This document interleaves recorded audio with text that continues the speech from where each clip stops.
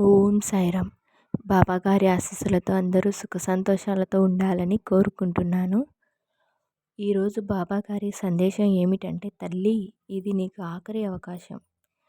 ఈ రాత్రిలోపు నీతో మాట్లాడి తీరాలి, లేకపోతే జీవితాంతం ఏడుస్తావు అని ఒక చక్కటి సందేశాన్ని ఇవ్వడానికి బాబాగారు మన కోసం వచ్చారు.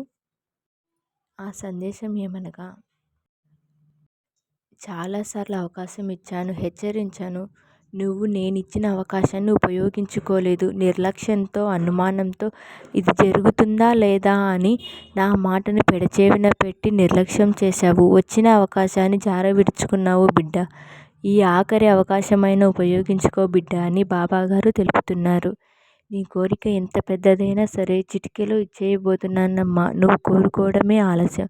చిటిక వేసినంతలో దాన్ని నిజం చేసి నీ ముందు ఉంచబోతున్నానమ్మా.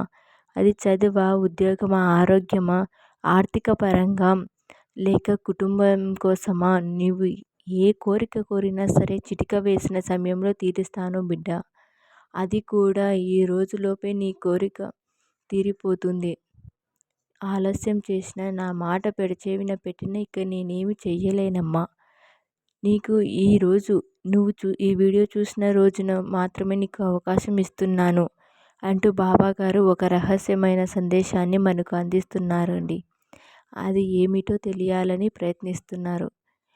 అది ఏమిటో మనం బాబాగారి మాటల్లో విన్నాము. బిడ్డ, ఏరి కోరి నిన్నే ఎంచుకున్నాను తల్లి. ఈ అవకాశాన్ని నీకు ఇస్తున్నాను. నీ భవిష్యత్తుని, తలరాతను తిరిగి రార్చుకునే అవకాశాన్ని ఇస్తున్నాను బిడ్డ. ఎందుకంటే నీవు నాకెంతో ఇష్టమైన బిడ్డవి. అది కాక చాలా మంచిదానివమ్మా. ఎవరైనా కష్టాల్లో ఉంటే అస్సలు చూసి తట్టుకోలేవు. ఎదుటి వారి బాధలు చూసి ఇట్లే కరిగిపోతావు తల్లి.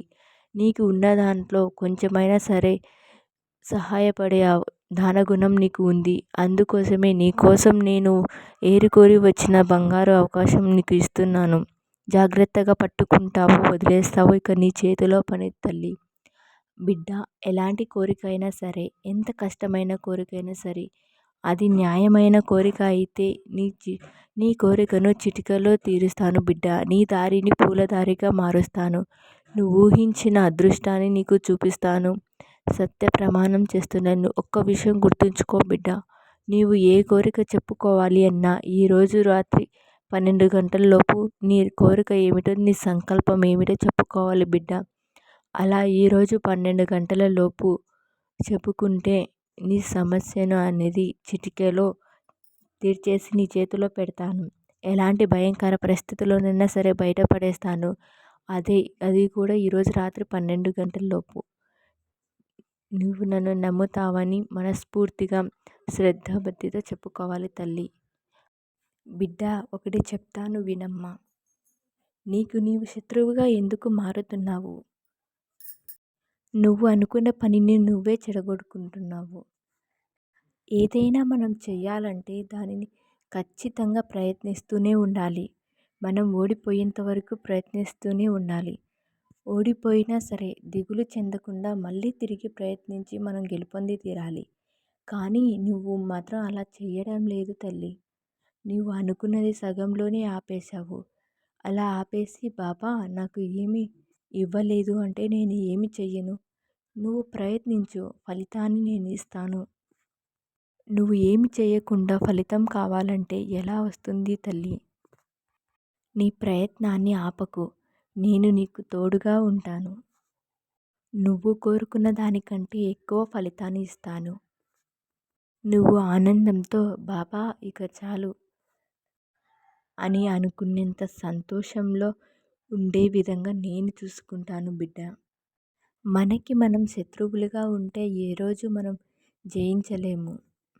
ముందుగా మనం ఏమిటో మనం తెలుసుకొని దానికి అనుగుణంగా కాలంతో వెళ్తూ ఉండాలి.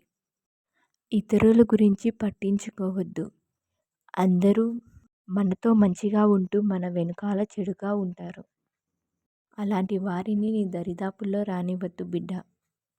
మనకు మంచి చెప్పేవారి మాటలు ఎప్పుడూ చేదుగానే ఉంటాయి, కానీ అవి త్వరలోనే తీయగా మారుతాయి. మనకు చెడు చేసేవారు, వాళ్ళు చెప్పే మాటలు తీయగా అనిపించవచ్చు, కానీ త్వరలోనే అవి చేదుగా మనకు అనిపిస్తాయి.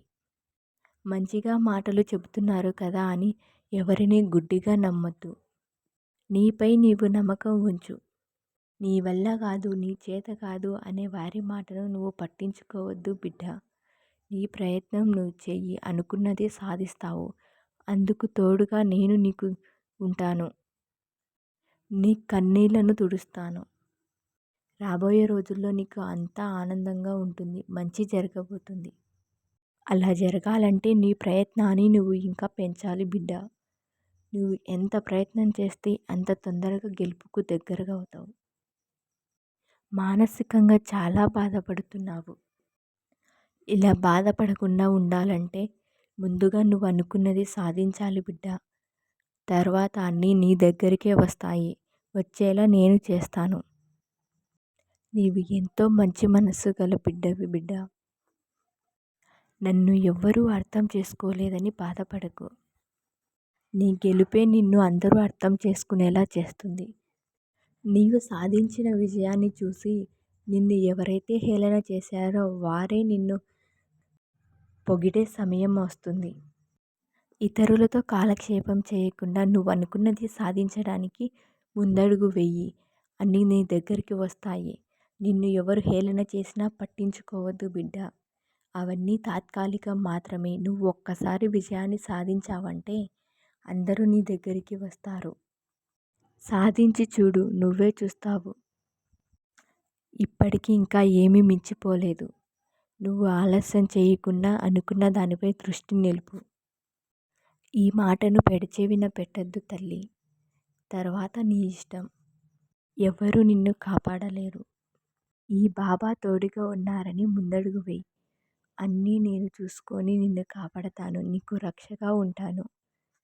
బాబా అని నువ్వు పిలిచిన వెంటనే నేను సమాధానం ఇస్తాను.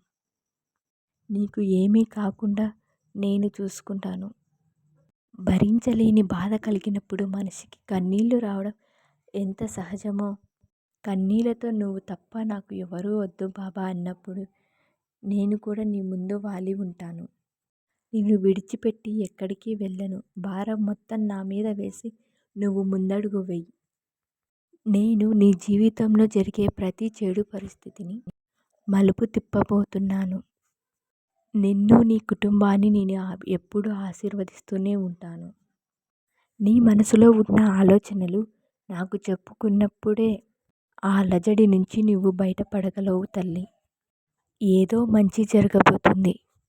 నేను మీకు మరియు మీ కుటుంబానికి చేయబోయే తదుపరి పని ఒక పెద్ద అద్భుతం మరియు మనసును కదిలిస్తుంది. ఏ తప్పు అయినా మీ జీవితంలో సరైనది రావడానికి మీకు సహాయపడుతుంది అని బాబాగారు ఒక చక్కటి సందేశాన్ని మనకు అందించారు. బాబాగారు ఏం చెప్పినా అది మనల్ని ఉద్దేశించి, మన మంచిని ఉద్దేశించి మాత్రమే చెబుతారు. ఈ సందేశం విన్నందుకు అందరికీ ధన్యవాదములు. ఓం సాయిరాం. సమర్థ సద్గురు సాయినాథ్ మహారాజ్కి జై.